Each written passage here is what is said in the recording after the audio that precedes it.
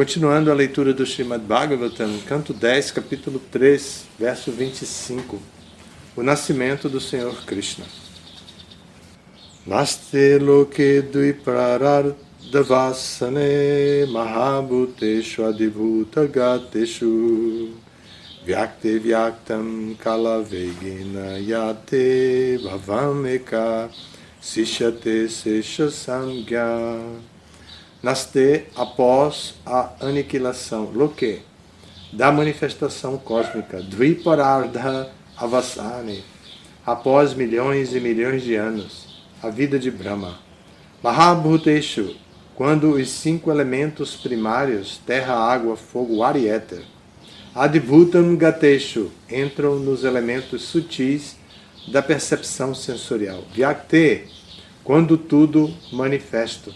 Avyaktam, no e manifesto.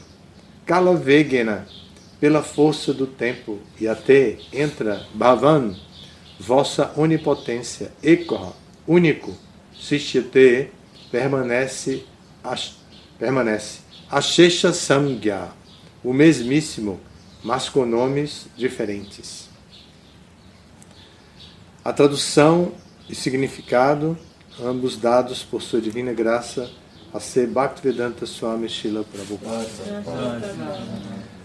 Após milhões de anos, no momento da aniquilação cósmica, quando tudo, manifesto e imanifesto, é aniquilado pela força do tempo, os 5 elementos grosseiros entram na concepção sutil e as categorias manifestas entram na substância imanifesta.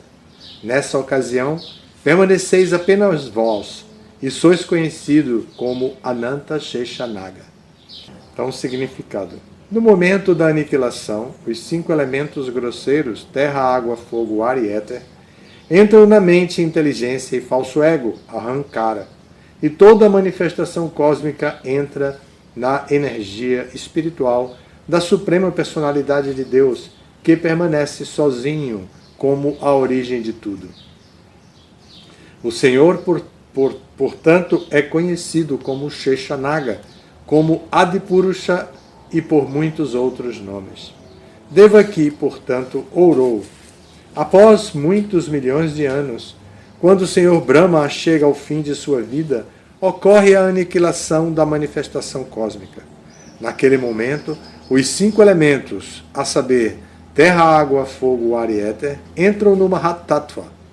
Por sua vez, devido à força do tempo, o Mahatattva entra na totalidade da energia material e manifesta.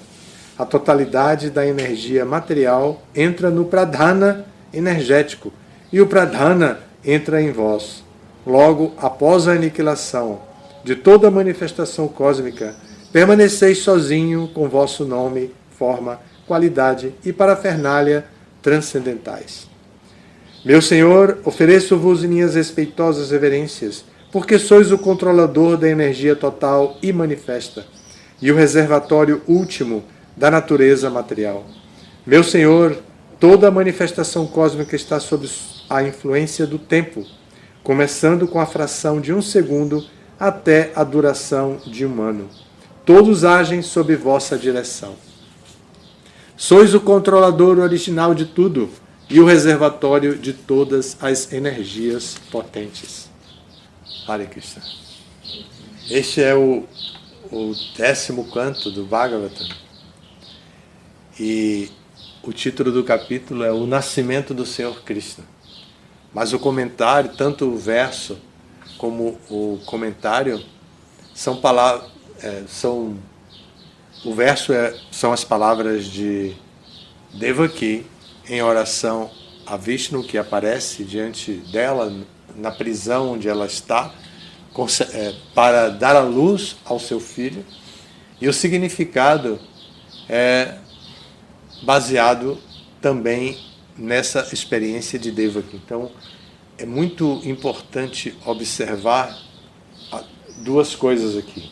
Uma, a sobriedade, o conhecimento e a realização espiritual de Devaki. Ela não era uma pessoa vulgar, medíocre. Embora jovem, fosse bastante jovem, ela tinha conhecimento e experiência da vida espiritual realizadas internamente. Considerem que ela está tendo o 8º filho e todos os 7 filhos primeiros foram assassinados. Então, e não foram assassinados de uma só vez. A cada ano, um deles era assassinado. E ela sofria a dor anual de estar presa numa prisão e ver o seu filho morto. E de repente aparece, visto na frente dela. Era para dizer por quê, né? Pelo menos perguntar a ele, uma pessoa comum, por quê? Por que tanto sofrimento? Por que o Senhor permitiu, já que o Senhor se diz o controlador, por que permitiu isso? Seria, sim, uma pessoa comum. Mas não é o caso de Devaki. Olhem que ela, em todos os versos da sua oração, ela demonstra claramente a sua fé, o seu conhecimento transcendentais na posição do excelsa, única do Senhor Supremo. Então ela não vacila em nenhum momento sequer em sua fé. Ela se apresenta diante de Krishna e ainda diz para ele, cuidado, assuma uma posição de uma criança comum, porque senão o meu irmão Kamsa vai vir para matá-lo. Mas faça algo para que isso não aconteça. Ela se apresenta dessa vez completamente determinada a não entregar o filho como ela entregou os outros, porque Vasudeva, o marido dela, estava comprometido com a sua palavra a entregar os filhos. Evidentemente, dentro de uma macro situação em que ela está envolvida, todas aquelas crianças que foram mortas por Kamsa deveriam ser mortas para obterem a liberação de uma experiência anterior de maldição. Então, eles precisavam ser definitivamente mortos para se liberar. Enquanto a 7ª gravidez foi Balarama, que foi transferido para o ventre de Devaki. Então, embora tenha sido um aborto, ele já não foi diretamente assassinado por Kamsa. A 8ª gravidez, que agora está chegando a termo aqui, a 8ª gravidez produz Vishnu, aparece Vishnu diante dela, com todos os seus símbolos, para que ela não tivesse nenhuma dúvida. Vasudeva já era um devoto de Vishnu, e ele reconhece a pessoa a que ele vinha adorando por toda a sua vida. Então, os dois, naquele momento, se dirigem a Vishnu, depois Vishnu diz, tudo bem, vai dar tudo certo, eu vou assumir a forma de uma criança comum, mas o papai vai me levar para Vrindavana, porque Yashoda está tendo uma criança e vocês vão me levar, vão me deixar lá, o Vasudeva vai me deixar lá e vai trazer a criança e no fim vai dar tudo certo. Não se preocupem, está tudo sob controle. E aconteceu exatamente dessa maneira. Porém, o ponto esses dois pontos, a cultura e a sobriedade de Devaki, de não procurar culpados, não se lamentar, não perder a oportunidade de glorificar a Deus ao vê-lo, mas por assumir uma postura de lamentação, de sofrimento, etc. Esse ponto. E o ponto de ela se dirigir a ele como a suprema personalidade de Deus, agora precisam ser reconhecidos pelo leitor do Bhagavatam para que o objetivo desse verso e do significado de Prabhupada sejam captados por quem está lendo e possa dar continuidade. Já estamos no 10º canto. O 10º canto é considerado o rosto sorridente da Suprema Personalidade de Deus, como o primeiro canto é considerado os pés, o 10º canto é considerado o rosto sorridente da Suprema Personalidade de Deus. Então, ele revela a sua identidade. E aqui, esse verso é parte da identidade revelada de Cristo, né? Então, o leitor, em continuação da sua leitura, ou melhor, o leitor em sua leitura continuada, chega a este verso e obtém esse tipo de informação dos associados de Krishna de acordo com a sua relação com Krishna. Vasudeva e Devaki tinham essa relação da Suprema Personalidade de Deus na forma de Vishnu. Então aparece diante deles Vishnu. Vasudeva e Devaki estão em outra raça, em outra relação íntima com Krishna, então Krishna aparece para eles na forma de 2 braços e como um bebê comum e dando a Yashoda o cuidado de amamentá-lo, o privilégio de amamentá-lo e de cuidar dele. Bom,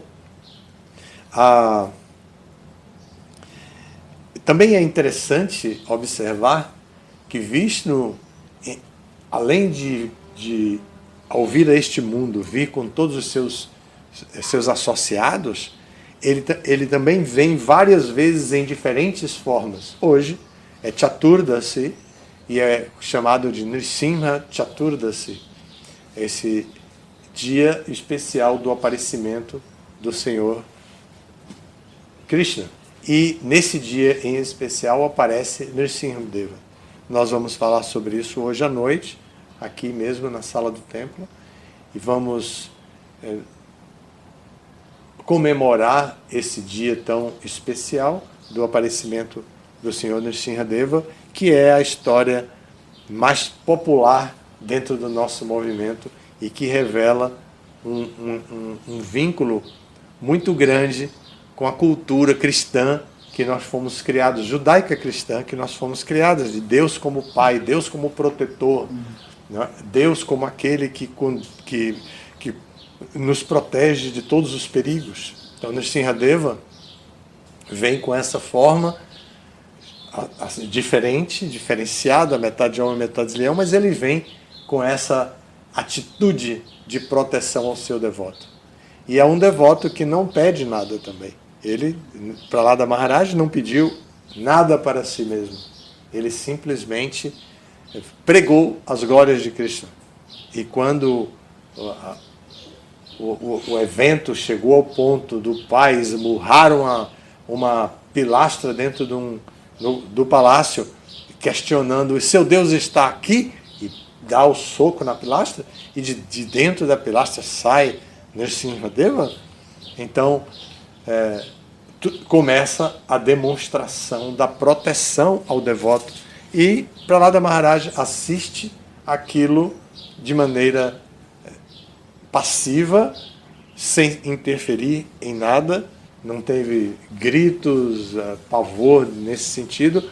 Ele simplesmente oferece suas reverências à pessoa suprema que aparece ali. Então essa posição de Prahlada Maharaj é a posição, não é diferente da posição de Devaki, não é diferente da posição dos devotos que têm fé completa nos desígnios da Suprema, fé completa em Deus, que é aquele que dá liberdade e dá proteção e tem controle sobre todos os desígnios ocorrendo dentro desse mundo material. A Suprema Personalidade de Deus é suprema. A Suprema Personalidade de Deus tem controle absoluto sobre tudo. Esses encontros dos devotos com a Suprema Personalidade de Deus revelam essa experiência do controle da pessoa suprema e a posição do devoto de aceitar, de compreender e sempre louvar o Senhor Supremo. Esse é o tema de hoje, da da festividade de hoje, e o tema do Bhagavata foi esse que eu expliquei com algumas palavras. Agradeço a atenção de vocês. Obrigado a todas as glórias da Srila Prabhupada.